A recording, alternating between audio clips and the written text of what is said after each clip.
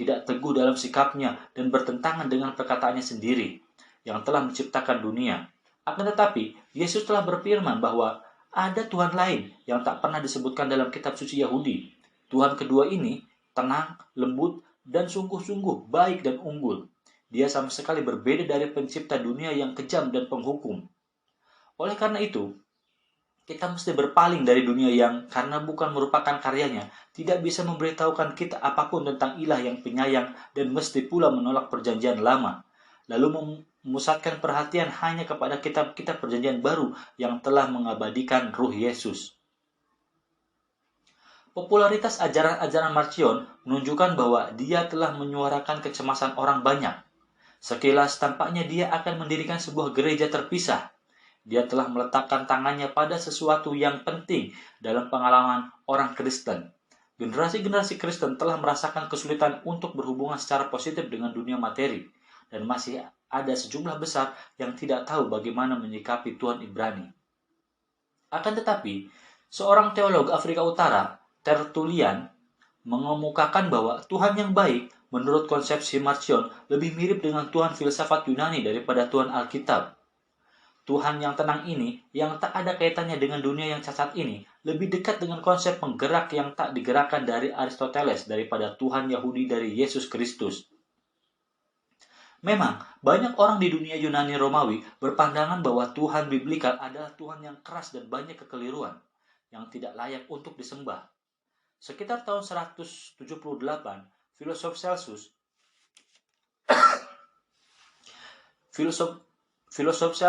yang pagan menuduh orang Kristen telah mengadopsi pandangan yang picik dan terbatas tentang Tuhan.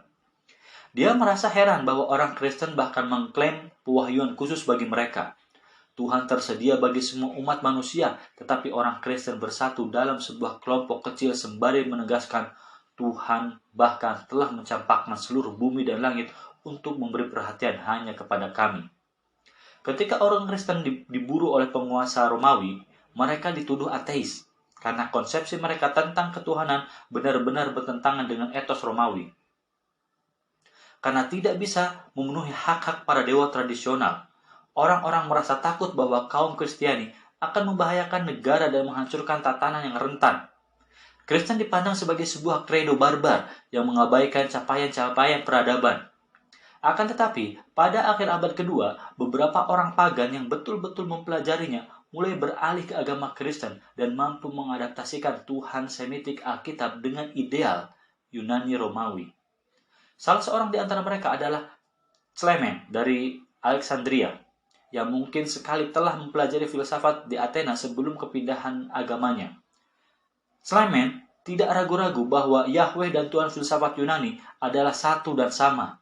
Dia menjuluki Plato sebagai Musa Athena. Sungguh pun demikian, baik Yesus maupun Paulus pasti akan dibuat kaget oleh teologinya. Sebagaimana Tuhan Plato dan Aristoteles, Tuhan Clement dicirikan oleh apateianya. Dia sama sekali kebal, tidak mampu menderita atau berubah. Orang Kristen dapat berpartisipasi diri dalam kehidupan yang suci ini dengan cara meniru ketenangan dan kesentasaan Tuhan sendiri. Clement menyusun aturan kehidupan yang sangat mirip dengan aturan perilaku terperinci yang disusun oleh para rabi, terkecuali bahwa ia lebih banyak memiliki kesamaan dengan cita-cita kaum Stoa. Seorang Kristen wajib meniru ketenangan Tuhan di dalam setiap bagian terkecil kehidupannya. Dia mesti duduk dengan benar, berbicara perlahan, menahan diri dari kekerasan dan tertawa terbahak-bahak, bahkan harus bersendawa dengan halus. Melalui latihan ketenangan ini, seorang Kristen akan menjadi sadar akan ketenangan luas di dalam diri, yang merupakan citra Tuhan yang terpahat dalam wujud mereka sendiri. Tak ada jurang pemisah antara Tuhan dan manusia. Begitu orang Kristen berhasil menyesuaikan diri dengan cita-cita ilahi, niscaya mereka akan menemukan bahwa mereka memiliki seorang sahabat ilahi yang tinggal bersama di rumah kita, duduk bersama, dan ikut dalam seluruh upaya moral hidup kita. Namun, Clement juga percaya bahwa Yesus adalah Tuhan, Tuhan Maha Hidup yang menderita dan disembah. Dialah yang telah mencuci kaki mereka, membungkus dengan handuk. Dialah Tuhan yang tidak sombong dan penguasa semesta. Jika orang Kristen meneladani Kristus, mereka juga akan menjadi seperti Tuhan, yakni suci, tak bisa rusak, dan tak berubah.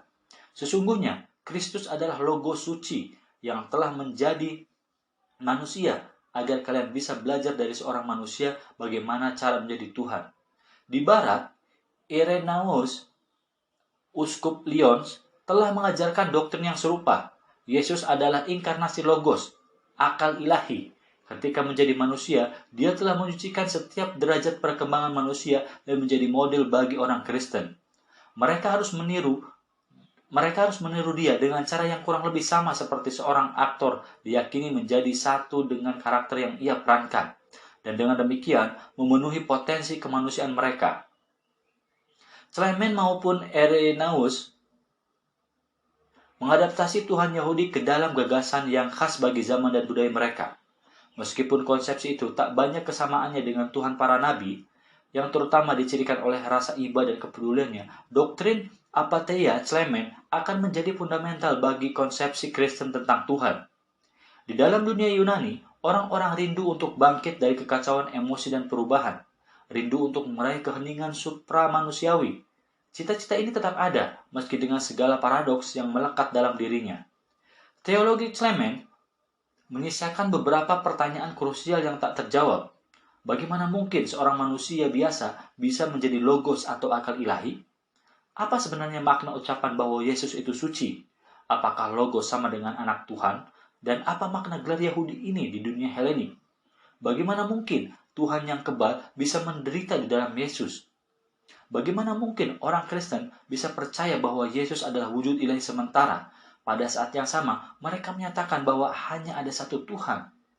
Orang Kristen jadi semakin sadar akan persoalan ini selama abad ketiga. Pada tahun-tahun pertama abad itu di Roma, seorang Sabellius, figur yang agak samar-samar, mengatakan bahwa istilah-istilah biblika seperti Bapa, Anak, dan Ruh dapat dibandingkan dengan topeng yang dipakai oleh aktor-aktor untuk memainkan suatu peran dramatik dan untuk membuat suara mereka dapat didengar oleh hadirin. Tuhan yang Esa dengan demikian telah menggunakan persona yang berbeda ketika berurusan dengan dunia. Sabellius berhasil menarik sejumlah pengikut, tetapi kebanyakan orang Kristen keberatan atas teorinya.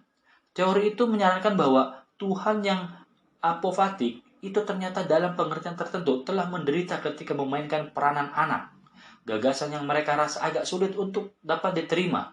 Sungguh pun demikian, ketika Paulus dari Samosata, uskup Antiokhia dari tahun 260 hingga 272 telah menyatakan bahwa sebenarnya Yesus adalah seorang manusia biasa yang di dalam dirinya firman dan hikmat Tuhan bersemayam sebagaimana dalam sebuah kuil.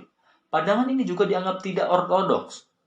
Teologi Paulus dikutuk dalam sebuah sinode di Antiokhia pada tahun 264, meskipun dia berhasil mempertahankan keuskupannya atas sokongan dari Ratu Zenobia di Palmyra.